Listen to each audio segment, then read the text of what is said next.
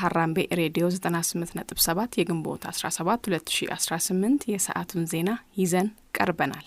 ልንነግራችሁ ካሰናዳንላችሁ ዜናዎች መካከል ዋና ዋናዎቹን እናስቀድም። ፓርቲው ገዢውን ፓርቲ በምርጫ ህግ ጥሰቶች ስለመክሰሱ፣ የውጭ ጉዳይ ሚኒስቴር የግብጽ መንግስት በአፍሪካ ቀንድ ከበባ የሚመስል ተግባር እየፈጸመች ነው ስለማለቱ፣ ኢቦላ ወደ ኢትዮጵያ ሊስፋፋ ይችላል ስለመባሉ ከሀገር ቤት፣ ታንዛኒያ ከጎረቤቶቿ ጋር የኢኮኖሚ ትብብሯን እያጠናከረች ነው ስለመባሉ ከአፍሪካ፣ ፕሬዝዳንት ትራምፕ ከኢራን ጋር የተደረሰው ስምምነት ዝርዝር በቅርቡ ይፋ ይደረጋል ስለማለታቸው ከዓለም አቀፍ። አድማጮች እነዚህንና ሌሎች ከሀገር ቤት ከአህጉርና ከዓለም አቀፍ የተውጣጡ ዜናዎችን የሀገር ቤቱን በማስቀደም ትንሳኤ አበበ አስደምጣችኋለሁ። ፓርቲው ገዢውን ፓርቲ በምርጫ ህግ ጥሰቶች ከሰሰ። ተቃዋሚው ጎጎት ፓርቲ የገዢው ፓርቲ አመራሮች በሁለቱ የጉራጌ ዞኖች የእጩዎችን ቤተሰቦች ማንገላታትና የፓርቲውን ደጋፊዎች ከመንግስት መስሪያ ቤቶች ማባረርን ጨምሮ ስልታዊ የምርጫ ህግ ጥሰቶች እየፈጸሙ ይገኛሉ ሲል ከሰሰ። ፓርቲው የመንግስትን ተሽከርካሪዎች ለገዢው ፓርቲ ቅስቀሳ የመጠቀም፣ የፍርድ ቤት ዳኞችን ለፓርቲ ቅስቀሳ መጠቀምና የህዝብን የምርጫ ካርድ ቤት ለቤት እየዞሩ የመሰብሰብ ጥሰቶች የተፈጸሙ መሆኑን ጠቅሷል። ፓርቲው ምርጫ ቦርድ ተጨባጭ ማስረጃዎችን በአስቸኳይ መርምሮ ህጋዊና የማስተካከያ እርምጃ እንዲወስድም ጠይቋል። የገዢው ፓርቲ ህገወጥ የማሰናከል ድርጊቶች በአስቸኳይ ታርመው እልባት ካልተሰጣቸው ራሱን ከምርጫው ለማግለል እንደሚገደድ ፓርቲው አስታውቋል።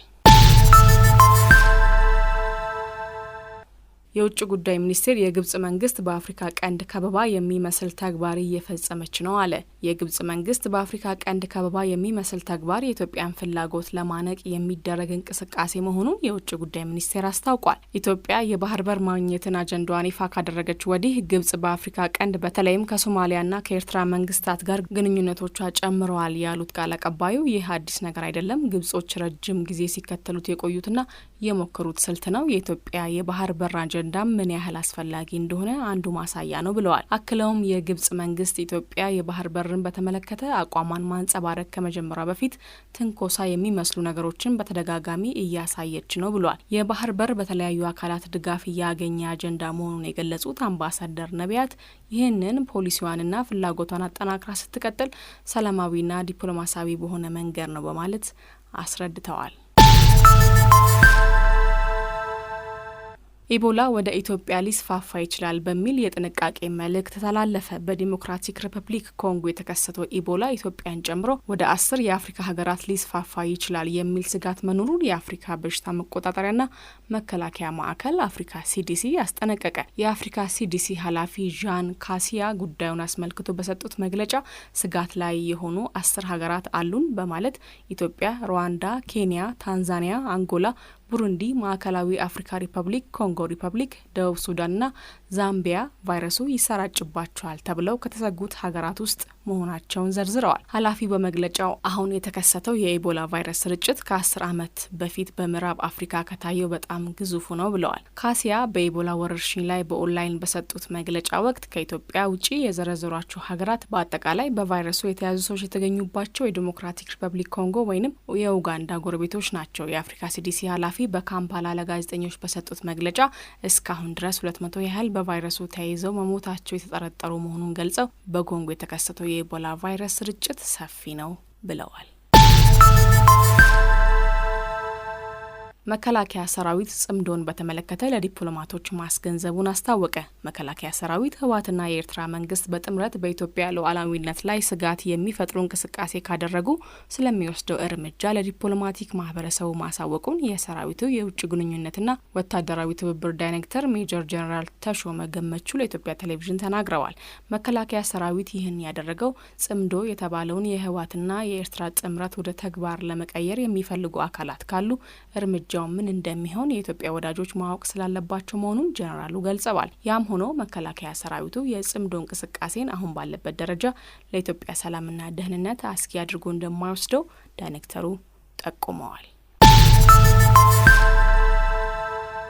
ቤተክርስቲያኗ በኢትዮጵያውያን ስደተኞች ላይ እየደረሰ ያለው መከራ አሳሳቢ ነው አለች። የኢትዮጵያ ካቶሊክ ቤተክርስቲያን ጳጳሳት የሳውዲ አረቢያ መንግስት በኢትዮጵያውያን ስደተኞች ላይ ያስተላለፈውን የሞት ፍርድ እንዲያነሳ ጠይቀዋል። የኢትዮጵያ ካቶሊክ ጳጳሳት ባወጡት መግለጫ በሳውዲ ግዛት ውስጥ የሚገኙ በመቶዎች የሚቆጠሩ ኢትዮጵያውያን በሞት ቅጣት ስጋት ውስጥ መውደቃቸውን ገልጸዋል። ቤተክርስቲያኗ ይህን የገለጸችው በውጭ ሀገራት በሚኖሩ ኢትዮጵያውያን ስደተኞች ደህንነት ላይ ያለው አሳሳቢ ሁኔታ እየበረታ በመጣበት ወቅት ነው። ጳጳሳቱ በመንፈሳዊ መልእክታቸው ሳውዲ አረቢያን፣ የመንን፣ ሊባኖስንና ሌሎች የባህረ ሰላጤው ሀገራትን ጨምሮ ከፍተኛ አደጋ ያለባቸውን መንገዶች ተጠቅመው ወደ መካከለኛው ምስራቅ የሚሰደዱ ወገኖችን አስከፊ ሁኔታ በመጥቀስ በመላው ዓለም የሚገኙ የኢትዮጵያውያን ስደተኞች ሰብአዊ ክብርና ሕይወት እንዲጠበቅ ተማጽነዋል። መግለጫው በርካታ ኢትዮጵያውያን ስደተኞች በእነዚህ ሀገራት እስር፣ በደል፣ ከጦርነት ጋር የተያያዙ አደጋዎች ያጋጥሟቸዋል፣ እንዲሁም በሳውዲ አረቢያ በመቶዎች የሚቆጠሩ የሞት አደጋ ላይ እንደሆኑ ተገልጸዋል ብለዋል። በደቡብ አፍሪካ በርካታ ኢትዮጵያውያን ስደተኞች የውጭ ዜጎችን ከጥላቻ የተነሳ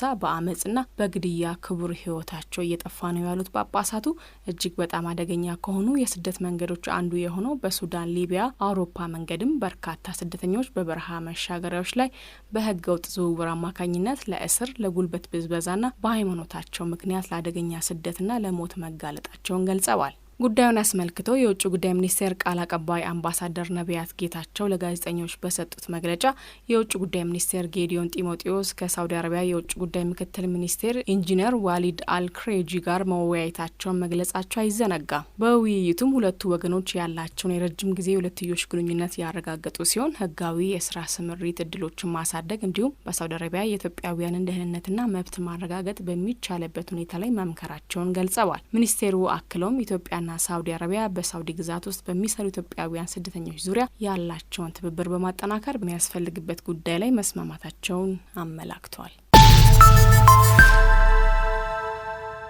ኢቦላ በፍጥነት የተዛመተ ነው ተባለ። የዓለም ጤና ድርጅት የኢቦላ ቫይረስ በአደገኛ ፍጥነትና መንገድ በዲሞክራቲክ ኮንጎ በፍጥነት እየተስፋፋ እንደሚገኝ ገልጸዋል። የድርጅቱ ዋና ዳይሬክተር ዶክተር ቴድሮስ አድሃኖም በሀገር አቀፍ ቀጠናዊና ዓለም አቀፍ ደረጃ ሊኖረው የሚችለውን ተጽዕኖ እየገመገምን ነው ሲሉም ለጋዜጠኞች ተናግረዋል። ዋና ዳይሬክተሩ ኮንጎ ውስጥ እስካሁን 177 ሰዎች ህይወታቸው አልፏል፣ 750 በቫይረሱ ተይዘዋል ብለዋል። እንዲሁም በዓለም ጤና ድርጅት የድንገተኛ ጤና ስጋት ምላሽ ዳይሬክተር አብዱራህማን መሐመድ የኢቦላ ቫይረስ በፍጥነት የተስፋፋ ነው ብለዋል። ወረርሽኙን ለመከላከል የሚያገለግል እውቅና የተሰጠው ክትባት አለመኖሩንም ገልጸዋል።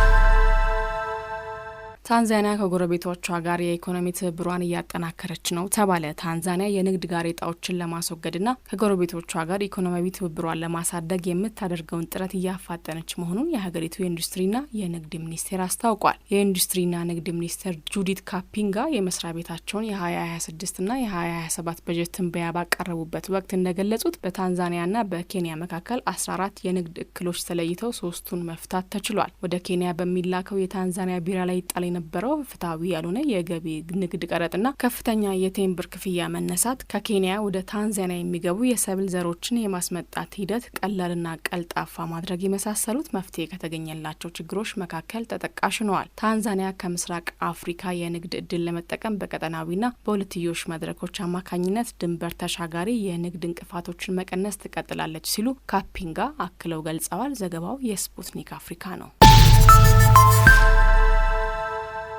ፕሬዚዳንት ትራምፕ ከኢራን ጋር የተደረሰው ስምምነት ዝርዝር በቅርቡ ይፋ ይደረጋል አሉ። የአሜሪካ ፕሬዚዳንት ዶናልድ ትራምፕ ከኢራን ጋር በስምምነት ዙሪያ በሰፊው ተነጋግረናል በማለት ዝርዝሩ በቅርቡ ይፋ ይሆናል ማለታቸውን የቢቢሲ ዘገባ ያስረዳል። ፕሬዚዳንቱ ስምምነቱ የሆርሙዝ ወሽመጥን ዳግም ማስከፈት እንደሚያካትት ተናግረው ዝርዝሩን ከመግለጽ ተቆጥበዋል። የኢራን የውጭ ጉዳይ ሚኒስቴር ቃል አቀባይ እስማኤል ባጋይ ለሀገሪቱ ቴሌቪዥን ጣቢያ ከአሜሪካ ጋር እየተደረገ ያለው ንግግር መቀራረብ እንደሚታይበት ባለፈው ሳምንት ተናግረው ነበር። ቃል አቀባዩ ይሄ ግን በወሳኝ ነጥቦች ዙሪያ ከስምምነት ላይ ሊደርስ ይችላል ማለት አይደለም ሲሉ አስጠንቅቀዋል። አክለውም አሜሪካ እርስ በራሱ የሚጣረስ መልእክትን ታሰራጫለች ሲሉም ወንጅለዋታል። ትራምፕ በማህበራዊ ሚዲያ ገጻቸው ላይ ከሳውዲ አረቢያ፣ ዩናይትድ አረብ ኤሚሬትስ፣ ኳታርና ሌሎች ሀገራት በሰላም ጥረቱ የመግባቢያ ሰነድ ዙሪያ ጥሩ ውይይት ማድረጋቸውን ጽፈዋል።